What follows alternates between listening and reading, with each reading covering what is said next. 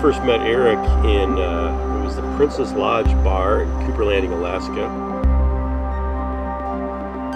He proceeded to ask me a few questions about the local fishery, and you know, he came straight up forward and mentioned that he was also a guide and kind of new at it, and he'd seen me on the water and seen that we were having some success, and he was just humble and willing to ask for some advice, some questions, and we just immediately kind of became friends from that point forward, and have fished together for years and years since then. So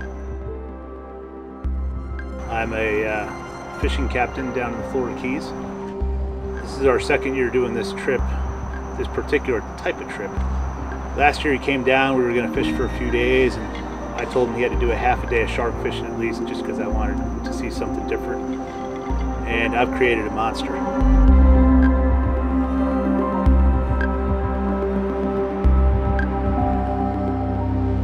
I know he's not going to rest until we catch some more toothy critters, so yeah, we're going toothy critter fishing.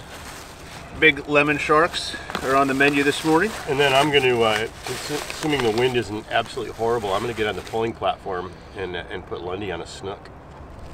So one of the things I love about coming down to Islamorada, which is known as the sport fishing capital of the world, is there are giant fish in this region to catch. And I've been fortunate to come down and fish with Eric in the past, and I've landed a few of those giant tarpon and been humbled by many, many more of them.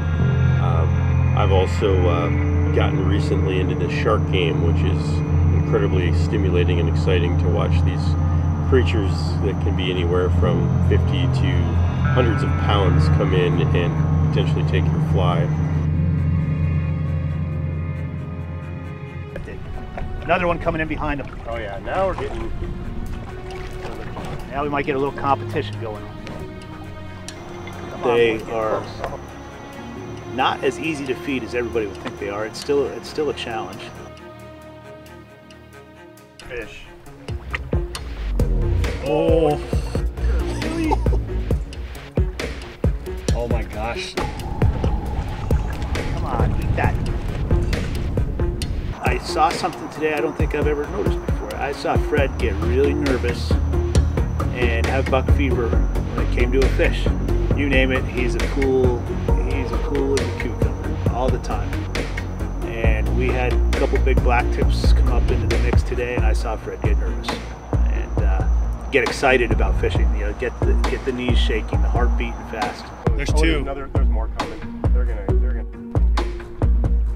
the next player. There's three. Oh, there's the player. There's the player. Got him. Nice. Watching one eat is just incredible. The power of that first couple runs that they do, the jumps,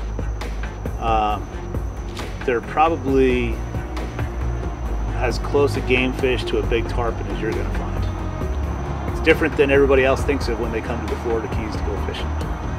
It's not a silverfish, it's not a backcountry species, but they are,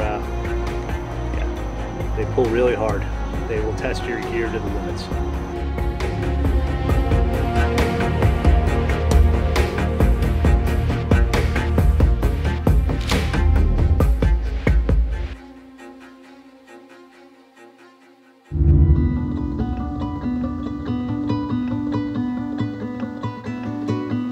One of the other cool things about fishing down here is there's so many other species that require a little more finesse. And it's a nice balance to be able to go target those giants and also switch over to some of those species that require more finesse. The species that we've been able to target in that fashion are snook. And we found ourselves in a situation today where we found a good bunch of snook, but in very clear water. And they were just as spooky as permit, bonefish, I mean any other species. The fly placement had to be precise. They could not see your line flash in the air. You had to swim it properly.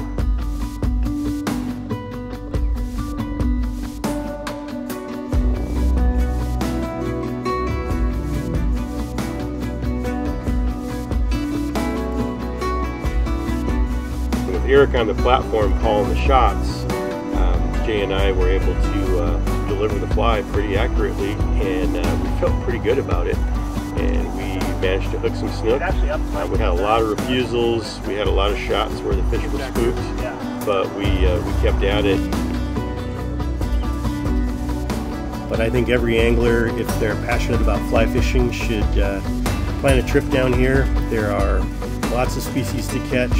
It's always interesting, always exciting, always fun.